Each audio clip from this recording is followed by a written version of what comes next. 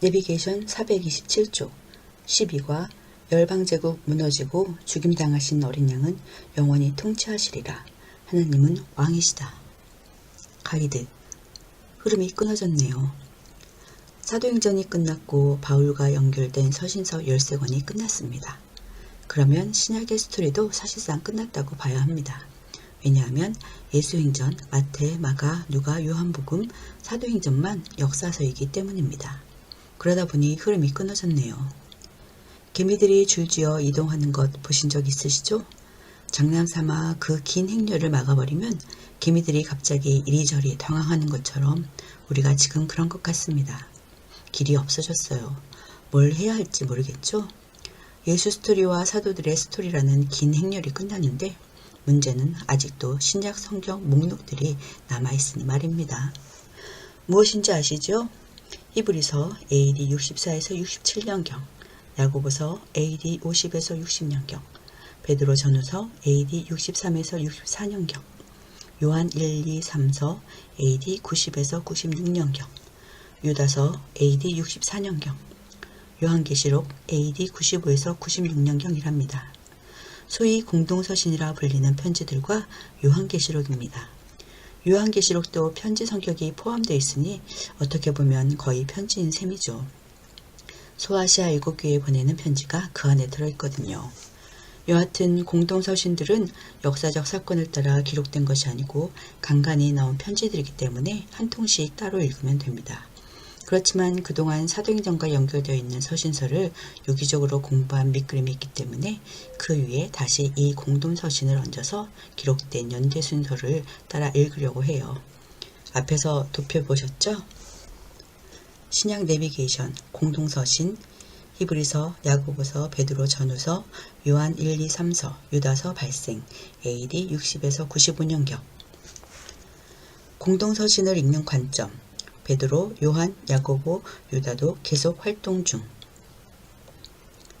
공동서신은 어떤 관점으로 읽어야 할까요?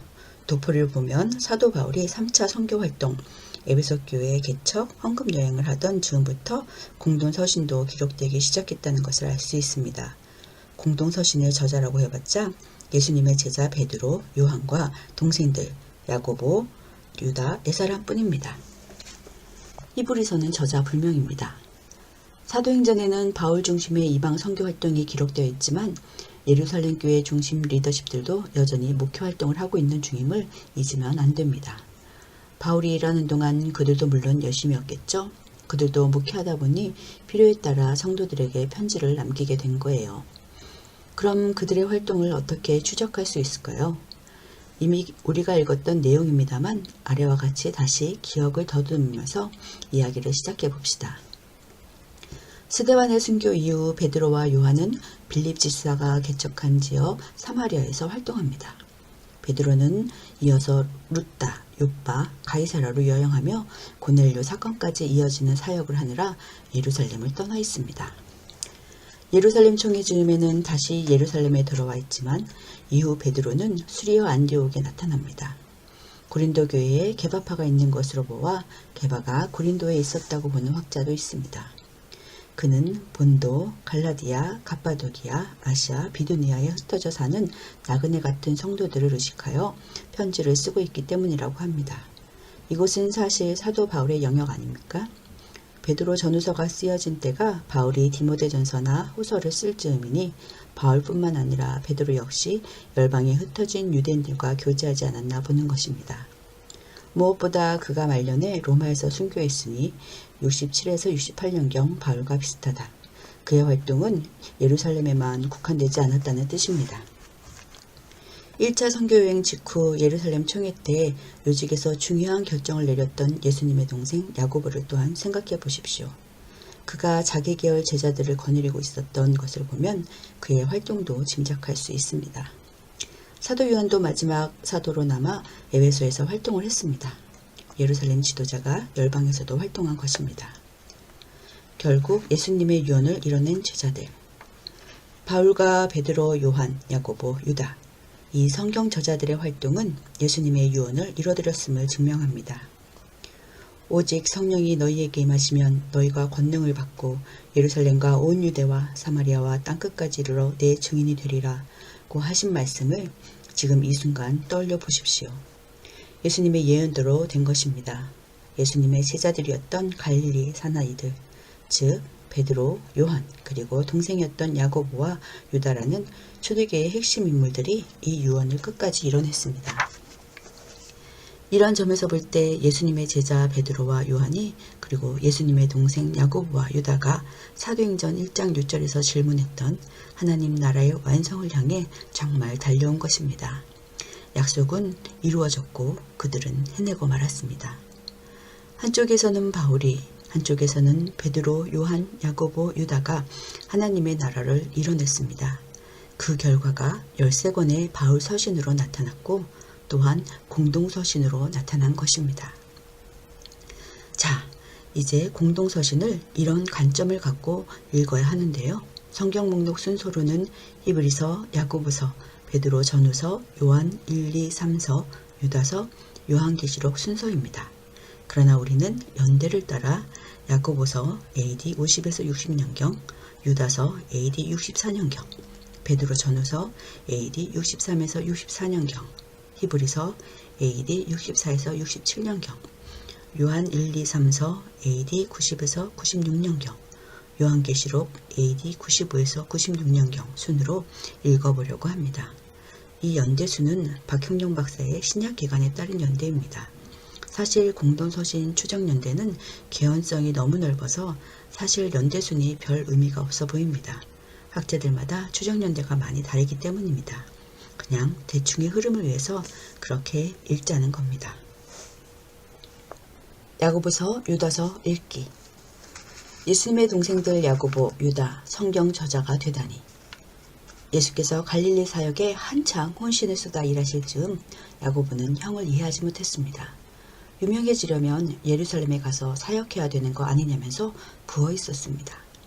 그 이후 십자가에 처형되는 모습을 보고 충격에 빠졌을 겁니다. 그러나 예수께서 부활하신 다음 동생 야고보에게 나타났을 때 그의 인생이 180도 전환되었을 것으로 보입니다. 예수 승천을 목격한 이후부터는 예수 진리의 의미를 이해하기 시작한 거죠. 예수 부활이 전환점이 됐습니다. 성령 강림 이후 그는 예루살렘 초대교회에서 베드로, 사도 요한과 함께 이렇게 기둥같이 쓰임받는 리더가 된 것입니다. 예수님의 동생 유다도 마찬가지입니다.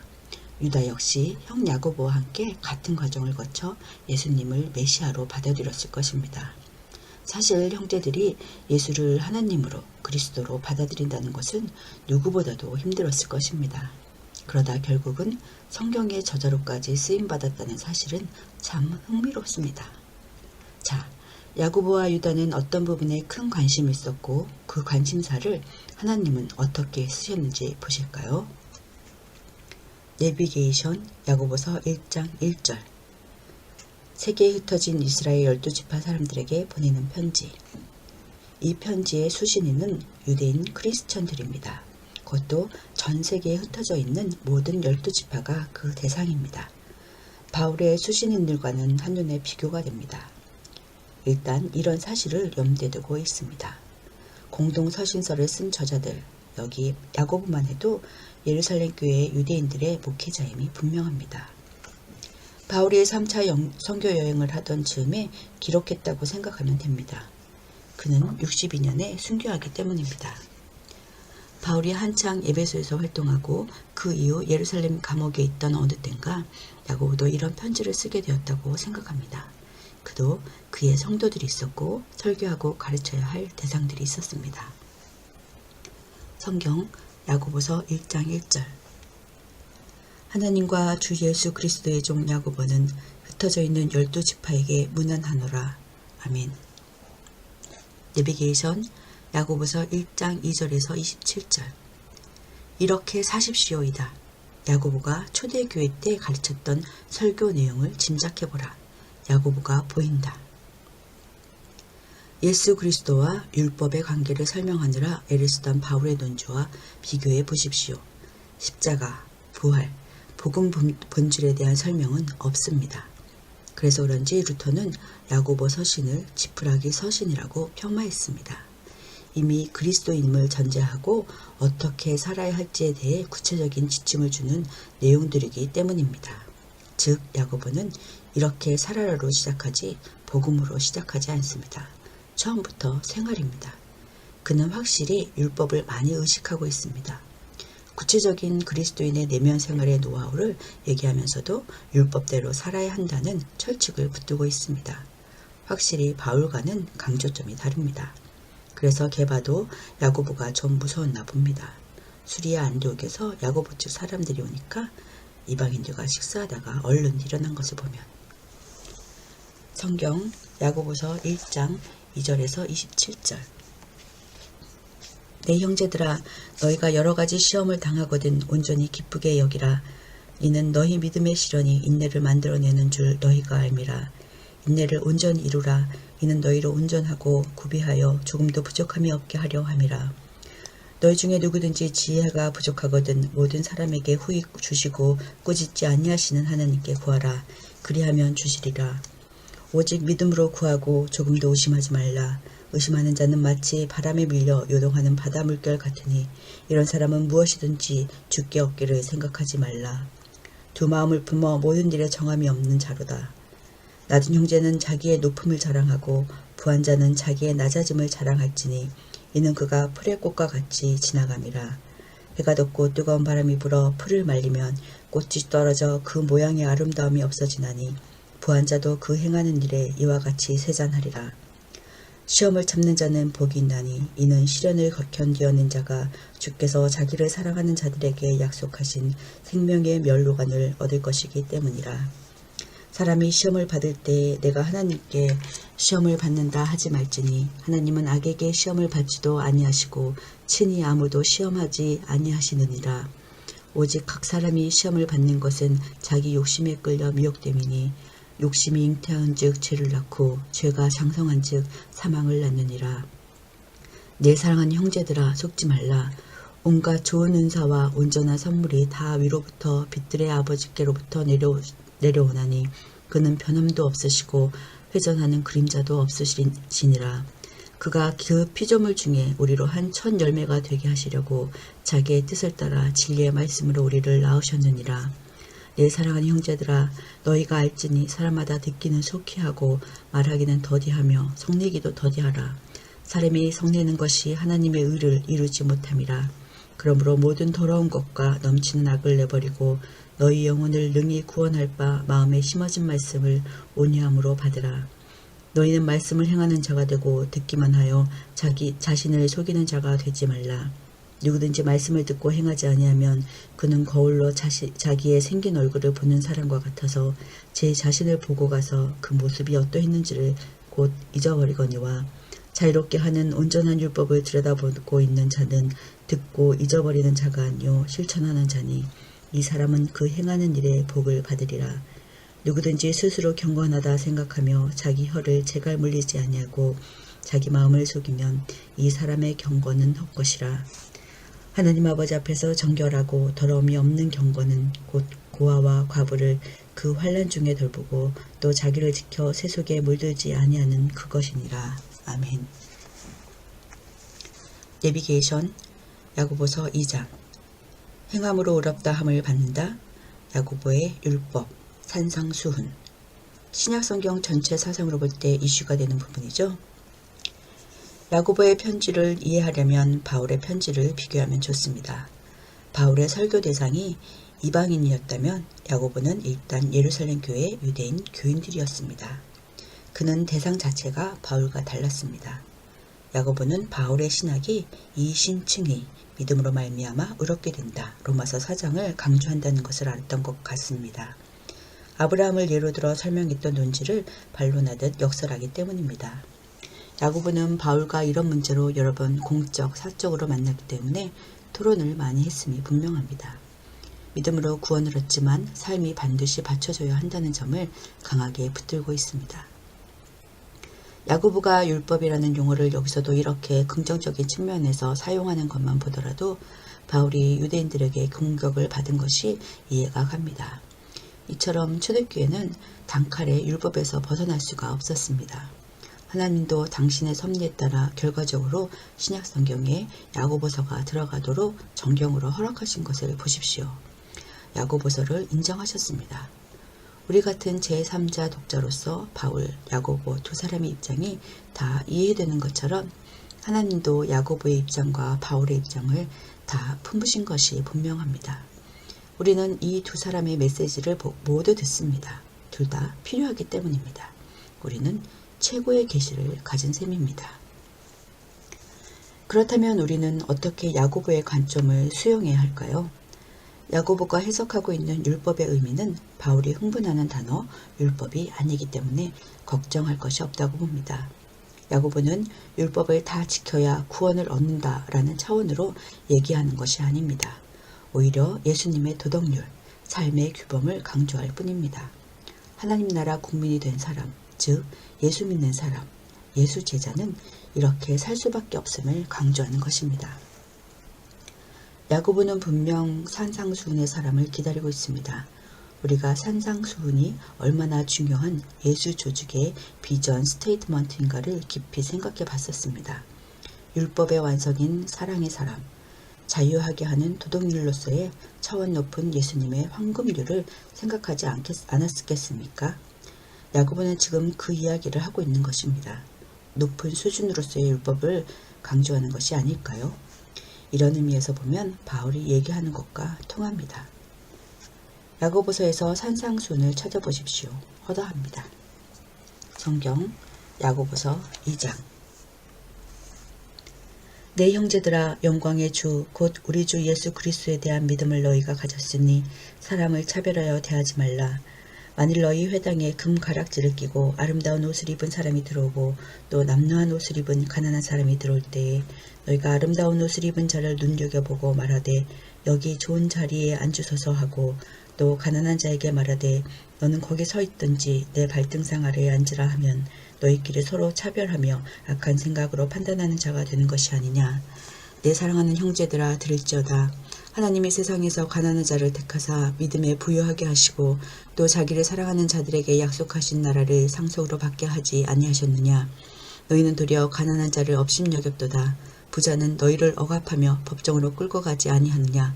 그들은 너희에게 대하여 일컫는 바 그 아름다운 이름을 비방하지 아니하느냐. 너희가 만일 성경에 기록된 대로 내 이웃 사랑하기를 내 몸과 같이 하라 하신 최고의 법을 지키면 잘하는 것이거니와 만일 너희가 사람을 차별하여 대하면 죄를 짓는 것이니 율법이 너희를 범법자로 정죄하리라. 누구든지 온 율법을 지키다가 그 하나를 범하면 모두 범한 자가 되나니 간음하지 말라 하시니가 또한 살인하지 말라 하셨은즉 내가 비록 간음하지 아니하여도 살인하면 율법을 범한 자가 되느니라.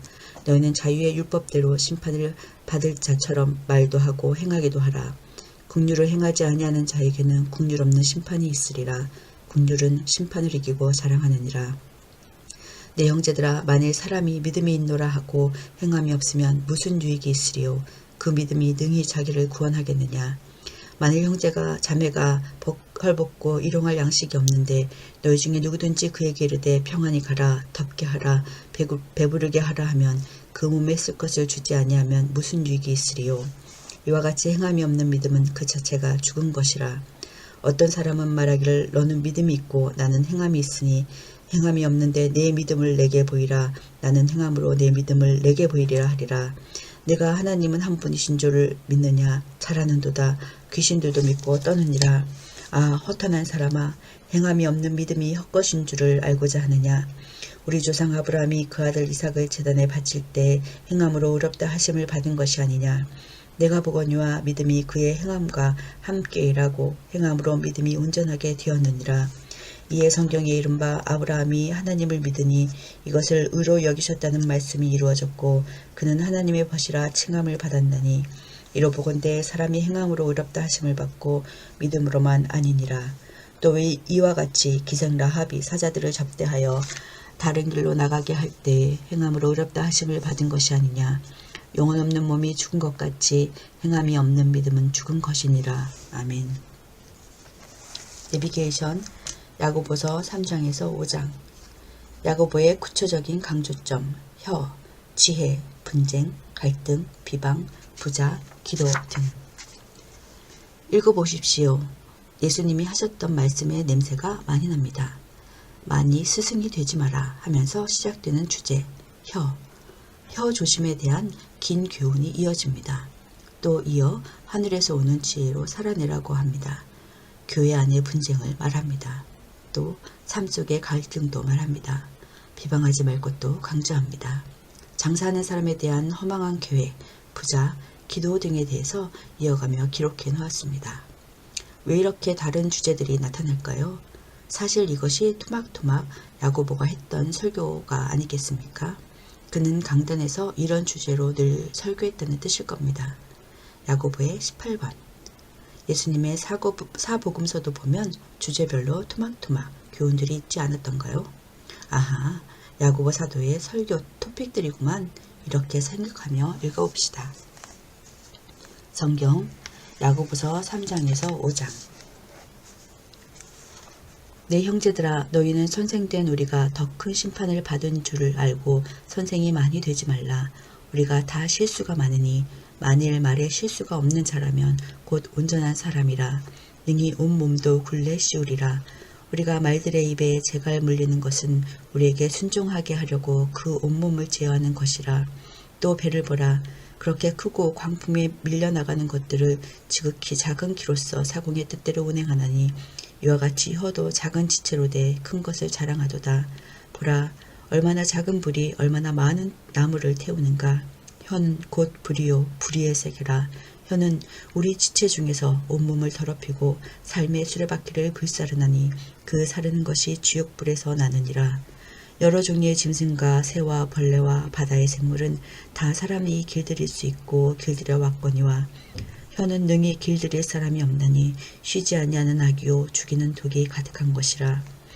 이것으로 우리가 주 아버지를 찬송하고 또 이것으로 하나님의 형상대로 지음을 받은 사람을 저주하나니 한 입에서 찬송과 저주가 나오는도다. 내 형제들아, 이것이 마땅하지 아니하니라. 샘이 한 구멍으로 어찌 단물과 쓴물을 내겠느냐. 내 형제들아, 어찌 무화과 나무가 감람 열매를 포도나무가 무화과를 맺겠느냐. 이와 같이 짠물이 단물을 내지 못하느니라. 너희 중에 지혜와 총명이 있는 자가 누구냐. 그는 선행으로 말미암아 지혜의 온유함으로 그 행함을 보일지니라. 그러나 너희 마음속에 독한 시기와 다툼이 있으면 자랑하지 말라. 진리를 거슬러 거짓말하지 말라. 이러한 지혜는 위로부터 내려온 것이 아니요 땅 위의 것이요 정욕의 것이요 귀신의 것이니 시기와 다툼이 있는 곳에는 혼란과 모든 악한 일이 있음이라. 오직 위로부터 난 지혜는 첫째 성결하고 다음에 화평하고 관용하고 양순하며 긍휼과 선한 열매가 가득하고 편견과 거짓이 없나니 화평하게 하는 자들은 화평으로 심어 의의 열매를 거두느니라. 너희 중에 싸움이 어디로부터 다툼이 어디로부터 나느냐. 너희 지체 중에서 싸우는 정욕으로부터 나는 것이 아니냐. 너희는 욕심을 내어도 얻지 못하여 살인하며 시기하여도 능히 취하지 못함으로 다투고 싸우는도다. 너희가 얻지 못함은 구하지 아니하기 때문이요 구하여도 받지 못함은 정욕으로 쓰려고 잘못 구하기 때문이라. 가늠한 여인들아, 세상과 벗된 것이 하나님과 원수됨을 알지 못하느냐. 그런즉 누구든지 세상과 벗이 되고자 하는 자는 스스로 하나님과 원수되는 것이니라. 너희는 하나님이 우리 속에 거하게 하신 성령이 시기하기까지 사모한다 하신 말씀을 헛된 줄로 생각하느냐. 그러나 더욱 큰 은혜를 주시나니 그러므로 일렀으되 하나님이 교만한 자를 물리치시고 겸손한 자에게 은혜를 주신다 하였느니라. 그런즉 너희는 하나님께 복종할지어다. 마귀를 대적하라. 그리하면 너희를 피하리라. 하나님을 가까이 하라. 그리하면 너희를 가까이 하시리라. 죄인들아, 손을 깨끗이 하라. 두 마음을 품은 자들아, 마음을 성결하게 하라. 슬퍼하며 애통하며 울지어다. 너희 웃음을 애통으로 너희 즐거움을 근심으로 바꿀지어다. 주 앞에서 낮추라. 그리하면 주께서 너희를 높이시리라. 형제들아, 서로 비방하지 말라. 형제를 비방하는 자나 형제를 판단하는 자는 곧 율법을 비방하고 율법을 판단하는 것이라. 내가 만일 율법을 판단하면 율법의 준행자가 아니요 재판관이로다. 입법자와 재판관은 오직 한 분이시니 능히 구원하기도 하시며 멸하기도 하시느니라. 너는 누구이기에 이웃을 판단하느냐. 들으라 너희 중에 말하기를 오늘이나 내일이나 우리가 어떤 도시에 가서 거기서 1년을 머물며 장사하여 이익을 보리라 하는 자들아 내일 일을 너희가 알지 못하는도다. 너희 생명이 무엇이냐 너희는 잠깐 보이다가 없어지는 안개니라. 너희가 도리어 말하기를 주의 뜻이면 우리가 살기도 하고 이것이나 저것을 하리라 할 것이거늘 이제도 너희가 허탄한 자랑을 하니 그러한 자랑은 다 악한 것이라. 그러므로 사람이 선을 행할 줄 알고도 행하지 아니하면 죄니라. 들으라 부한 자들아 너희에게 임할 고생으로 말미암아 울고 통곡하라. 너희 재물은 썩었고 너희 옷은 좀 먹었으며 너희 금과 은은 녹이 슬었으니 이 녹이 너희에게 증거가 되며 불같이 너희 살을 먹으리라. 너희가 말세에 재물을 쌓았도다. 보라 너희 밭에서 추수한 품꾼에게 주지 아니한 삭시 소리 지르며 그 추수한 자의 우는 소리가 만군의 주의 귀에 들렸느니라.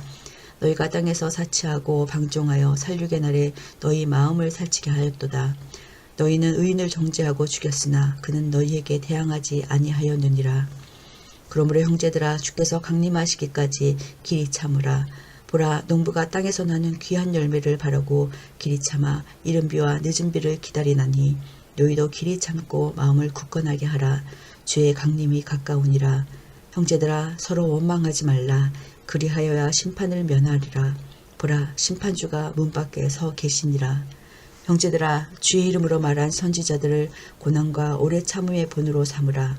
보라 인내하는 자를 우리가 복되다 하나니 너희가 욥의 인내를 들었고 주께서 주신 결말을 보았거니와 주는 가장 자비하시고 긍휼히 여기시는 이시니라.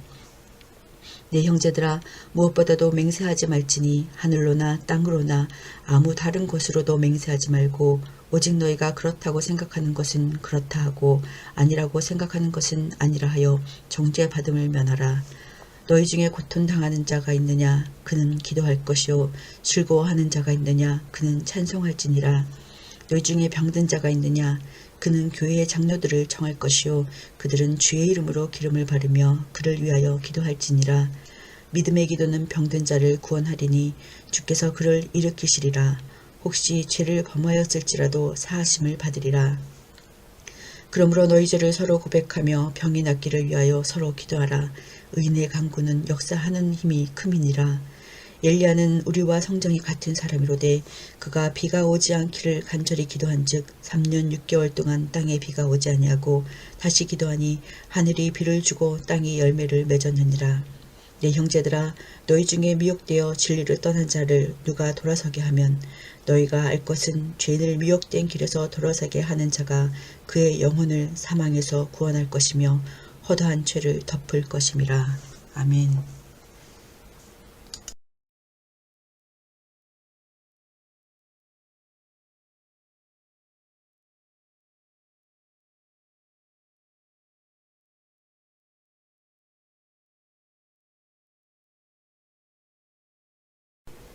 내비게이션 434쪽 12과 열방제국 무너지고 죽임당하신 어린 양은 영원히 통치하시리라. 하나님은 왕이시다. 내비게이션 유다서 1장 1절에서 4절 자신이 예수 그리스도의 동생이라고 밝힌다. 특별한 이유 때문에 이 편지를 쓰게 됐다. 대상은 일반 그리스도인. 긴박한 이유가 있었습니다. 그렇지 않아도 구원에 대해 편지를 쓰고 싶었던 자인데 가만히 들어온 몇 사람이 하나님의 은혜를 세귑거리로 바꾸며 예수 그리스도를 부인하기 때문에 그것을 교정해야 해서 이 편지를 쓴다고 동기를 밝힙니다. 성경 유다서 1장 1절에서 4절 예수 그리스도의 종이요 야고보의 형제인 유다는 부르심을 받은 자 곧 하나님 안에서 사랑을 얻고 예수 그리스도를 위하여 지키심을 받은 자들에게 편지하노라. 긍휼과 평강과 사랑이 너희에게 더욱 많을지어다. 사랑하는 자들아 우리가 일반으로 받은 구원에 관하여 내가 너희에게 편지하려는 생각이 간절하던 차에 성도에게 단번에 주신 믿음의 도를 위하여 힘써 싸우라는 편지로 너희를 권하여야 할 필요를 느꼈노니 이는 가만히 들어온 사람 몇이 있음이라. 그들은 예적부터 이 판결을 받기로 미리 기록된 자니 경건하지 아니하여 우리 하나님의 은혜를 도리어 방탕한 것으로 바꾸고 홀로 하나이신 주제 곧 우리 주 예수 그리스도를 부인하는 자니라. 아멘. 내비게이션 유다서 1장 5절에서 23절. 그 이유는 본래 들어온 영지주의적 거짓 사도 때문. 사실 바울을 지나온 우리에게 이런 내용은 어렵지 않습니다. 바울에게는 거짓 교사 문제가 일상이었습니다. 새로운 것도 아니고 긴박한 것도 아니었습니다. 그림자처럼 따라다녔습니다. 그럼에도 불구하고 유다가 이렇게 거짓 교사에 대해서 언급하며 우려하는 것을 보니 이는 초대교회의 큰 문제였음을 짐작할 수 있습니다. 영지주의 철학과 짬뽕이 된 유대주의자 거짓 교사들입니다. 디모데전서 디도서에서 나타난 신화, 즉 끝없는 족보 이야기를 하는 사람들입니다. 당사자 바울은 힘들었었겠지만 견고한 복음 논리로 싸워준 것은 진짜 다행스러운 일이었음을 더욱 확인하게 됩니다. 나의 복음이라고 주장하던 그 씩씩한 고집을 기억해 보십시오. 그는 정말 초대교회의 기준이 되는 버팀목이었습니다. 여기 5절에서 8절은 베드로후서 2장 1절에서 17절과 같은 내용입니다. 초대 예루살렘 교회도 이 영지주의의 컬러에 신화, 즉 끝없는 족보 이야기, 쾌락주의 등을 가르치는 거짓 이단 교사들 때문에 골치였던 것이 분명합니다. 베드로도 같은 얘기를 하고 있으니 말입니다. 우리가 목회 서신에서 배웠기 때문에 통합이 되시죠? 특히 거짓 교사는 금욕주의 쪽이 아니라 쾌락주의 쪽 사람들입니다. 소돔과 고모라적 선봉제를 조장하고 쾌락을 즐기며 식탐하는 사람들이기 때문입니다. 8절에 천사들을 모독하다라는 내용이 어렵습니다. 유대인들은 천사들이 모세의 율법을 전달하는 역할을 했다고 믿었습니다. 그래서 천사를 비방하면 율법을 비방하는 것이라고 생각한 것입니다. 또 아담의 7대손 에녹의 예언의 부분은 우리에게 익숙하지 않은 개념입니다. 14에서 15절의 에녹의 예언은 사실 위경 에녹서에서 인용한 것입니다. 에녹서, 마카비서 같은 위경은 초대교회 당시 인정을 받고 많이 알려진 그들의 문헌이어서 그들에게는 익숙했습니다. 우리는 어렵습니다. 그동안 우리는 바울 편지를 읽어왔기 때문에 확실히 다른 분의 편지는 쉽게 읽혀지지 않을 수 있습니다. 끝없는 족보 이야기를 신화처럼 풀어내며 쾌락을 일삼는 거짓 교사. 유다가 머리에 그리고 있는 몽타주가 유다서의 주인공임을 먼저 설정하면 그 이후의 본문들을 읽을 수 있습니다. 그들의 스타일이 족보를 신화처럼 풀어내는 것이니 유다도 구약의 흐름을 따라 거짓 교사들 같은 배도자들을 샘플로 찾아냈습니다. 이 거짓 교사들이 바로 성경의 악인들이라는 논지로 이 편지를 쓰고 있다고 생각하면 읽을 수 있습니다. 성경 유다서 1장 5절에서 23절. 너희가 본래 모든 사실을 알고 있으나 내가 너희로 다시 생각나게 하고자 하노라. 주께서 백성을 애굽에서 구원하여 내시고 후에 믿지 아니하는 자들을 멸하셨으며 또 자기 지위를 지키지 아니하고 자기 처소를 떠난 천사들을 큰 날의 심판까지 영원한 결박으로 흑암에 가두셨으며 소돔과 고모라와 그 이웃 도시들도 그들과 같은 행동으로 음란하며 다른 육체를 따라가다가 영원한 불의 형벌을 받음으로 거울이 되었느니라. 그런데 꿈꾸는 이 사람들도 그와 같이 육체를 더럽히며 권위를 업신여기며 영광을 비방하는도다. 천사장 미가엘이 모세의 시체에 관하여 마귀와 다투어 변론할 때 감히 비방하는 판결을 내리지 못하고 다만 말하되 주께서 너를 꾸짖으시기를 원하노라 하였거늘 이 사람들은 무엇이든지 그 알지 못하는 것을 비방하는도다. 또 그들은 이성없는 짐승같이 본능으로 아는 그것으로 멸망하느니라. 화 있을 진저 이 사람들이여 가인의 길에 행하였으며 삭슬 위하여 발람의 어그러진 길로 몰려갔으며 고라의 폐역을 따라 멸망을 받았도다. 그들은 기탄 없이 너희와 함께 먹으니 너희의 애찬의 암초요 자기 몸만 기르는 목자요 바람에 불려가는 물 없는 구름이요 죽고 또 죽어 뿌리까지 뽑힌 열매 없는 가을나무요 자기 수치의 거품을 뿜는 바다의 거친 물결이요 영원히 예비된 캄캄한 흑암으로 돌아갈 유리하는 별들이라. 아담의 7대손 에녹이 이 사람들에 대하여도 예언하여 이르되 보라 주께서 그 수만의 거룩한 자와 함께 임하셨나니 이는 무사람을 심판하사 모든 경건하지 않은 자가 경건하지 않게 행한 모든 경건하지 않은 일과 또 경건하지 않은 죄인들이 주를 거슬러 한 모든 악한 말로 말미암아 그들을 정죄하려 하심이라 하였느니라. 이 사람들은 원망하는 자며 불만을 토하는 자며 그 정욕대로 행하는 자라. 그 입으로 자랑하는 말을 하며 이익을 위하여 아첨하느니라. 사랑하는 자들아, 너희는 우리 주 예수 그리스도의 사도들이 미리 한 말을 기억하라. 그들이 너희에게 말하기를 마지막 때에 자기의 경건하지 않은 정욕대로 행하며 조롱하는 자들이 있으리라 하였나니, 이 사람들은 분노를 일으키는 자며 육에 속한 자며 성령이 없는 자니라. 사랑하는 자들아, 너희는 너희의 지극히 거룩한 믿음 위에 자신을 세우며 성령으로 기도하며 하나님의 사랑 안에서 자신을 지키며 영생에 이르도록 우리 주 예수 그리스도의 긍휼을 기다리라. 어떤 의심하는 자들을 긍휼히 여기라. 또 어떤 자를 불에서 끌어내어 구원하라. 또 어떤 자를 그 육체에 더럽힌 옷까지도 미워하되 두려움으로 긍휼히 여기라. 아멘. 내비게이션 유다서 1장 24에서 25절. 멋진 송영. 낯선 면도 있지만 이런 마지막 인사는 굉장히 탁월한 내용입니다. 유다의 깊은 그리스도 이해를 엿볼 수 있습니다. 성경 유다서 1장 24절에서 25절. 능히 너희를 보호하사 거침이 없게 하시고 너희로 그 영광 앞에 흠이 없이 기쁨으로 서게 하실 이 곧 우리 구주 홀로 하나이신 하나님께 우리 주 예수 그리스도로 말미암아 영광과 위엄과 권력과 권세가 영원 전부터 이제와 영원토록 있을지어다. 아멘. 베드로 전서 읽기. 바울이 이방의 복음을 전파하는 동안에 베드로는 유대 지역의 예루살렘 교회를 맡아 목회하며 많은 메시지를 전파했습니다.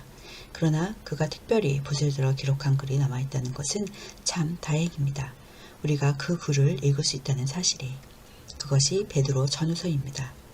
특별히 예루살렘 교회 수장인 베드로가 아나토리아 반도 일대에 흩어져 있는 그리스도인들을 대상으로 편지를 썼다는 것이 흥미롭습니다.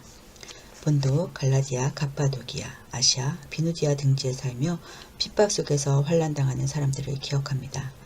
지금은 네로 황제의 핍박이 있는 때입니다. 로마가 기독교를 공인할 때까지 아직도 250년의 세월이 남아있는 기간 동안 앞으로도 9명의 황제들이 그리스도인들을 핍박하게 됩니다. 네로가 그 첫 번째 황제입니다. 네로, 도미티아누스, 트라이아누스, 하드리아누스, 마르쿠스 아울렐리우스, 세티미우스 세베루스, 막시미누스 트락스, 테키우스, 발레리아누스, 티오클레티아누스. 이 당시 유리하고 고통받는 성도들을 위로하기 위해서 쓴 편지입니다. 로마 제국에 굴하지 말라는 것입니다. 땅끝까지 이르러 내 증인이 되라 하신 예수님의 유언 명령을 받들어 끝까지 수고하고 있는 베드로. 그가 강조한 주제들이 주로 이런 내용들이었구나 하면 반가울 거예요. 평생 입으로 말한 내용이 얼마나 많겠습니까? 그런데 글로는 이 정도 남았으니 분명 애기 쓰겠죠? 내비게이션 베드로전서 1장 1절에서 2절. 본도, 갈라디아, 갑바도기아, 아시아, 비두니아에 흩어진 나그네들에게. 지도, 눈으로 안 봐도 머릿속에 그려지시죠? 아나토리아 반도 일대에 흩어져 사는 그리스도인들에게 보내는 편지입니다. 바울이 4차 선교 여행을 할 즈음으로 추측됩니다. 베드로의 마인드에 해외 성도들에 대한 관심이 있었음을 설정해 놓고 읽어봅시다. 베드로의 사역 영역입니다. 성경 베드로전서 1장 1절에서 2절. 예수 그리스도의 사도 베드로는 본도, 갈라디아, 갑바도기아, 아시아와 비두니아에 흩어진 나그네 곧 하나님 아버지의 미리 아심을 따라 성령이 거룩하게 하심으로 순종함과 예수 그리스도의 핏부림을 얻기 위하여 택하심을 받은 자들에게 편지하노니 은혜와 평강이 너희에게 더욱 많을지어다. 아멘. 내비게이션 베드로전서 1장 3절에서 25절. 예수님의 죽으심과 부활하심으로 산 소망, 재림 하나님의 나라의 완성을 가진 자들의 생활. 예수님의 동생 야고보의 편지에 비해 정확한 복음 본질을 언급합니다. 평생 이 설교를 하고 살았다는 뜻입니다.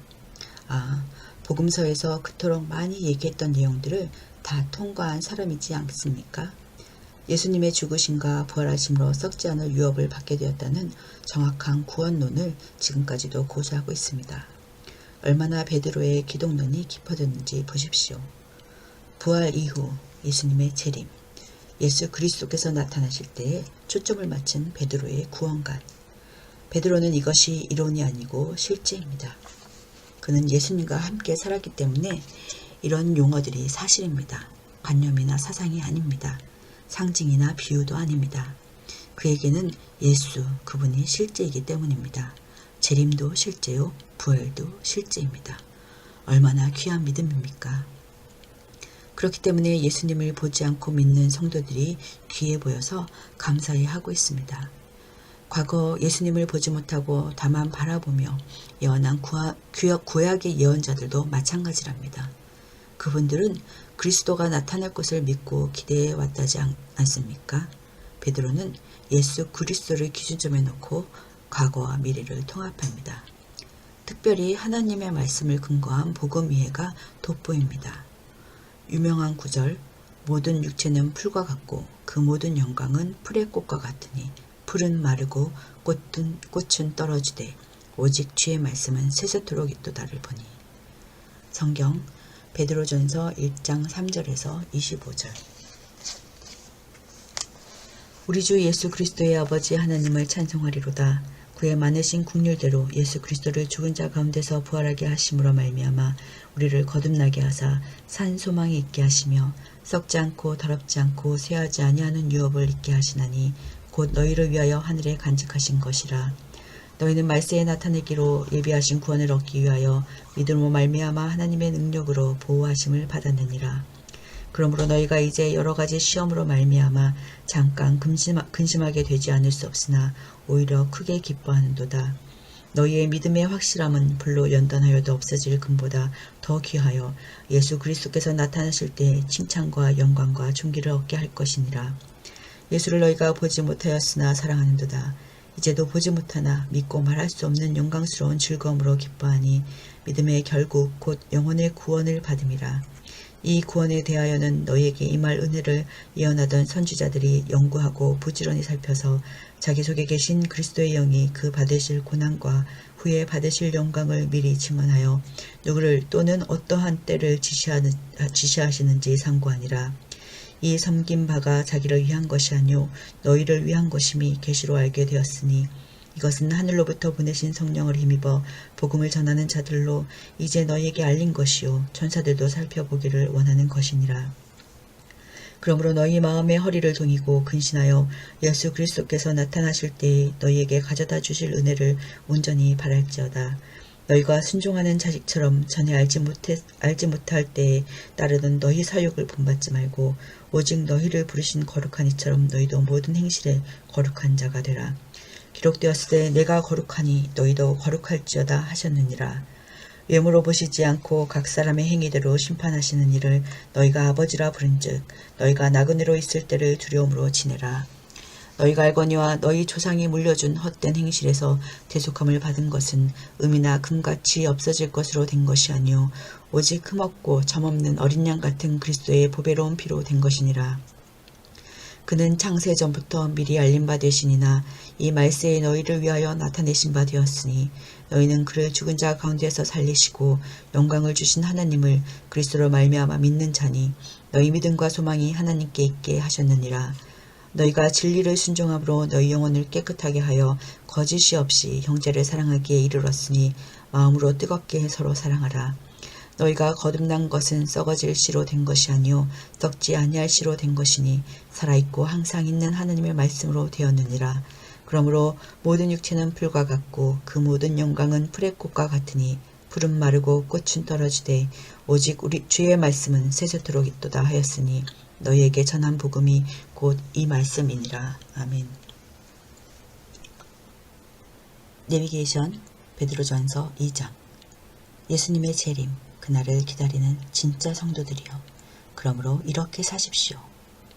바울식입니다. 복음 본질을 얘기하고 그러므로 이렇게 살아라. 베드로식 생활 지침입니다. 이렇게 해라 저렇게 해라. 구원받은 백성이니 이렇게 살아라. 확실히 베드로는 구약 성경을 많이 인용하여 설교하고 강론한 흔적이 역력합니다.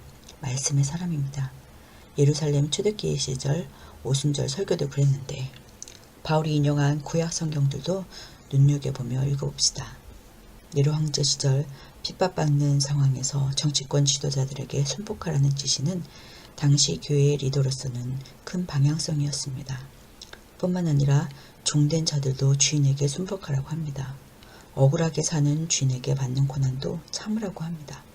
자유인으로 살라 합니다. 바울과 같은 관점입니다.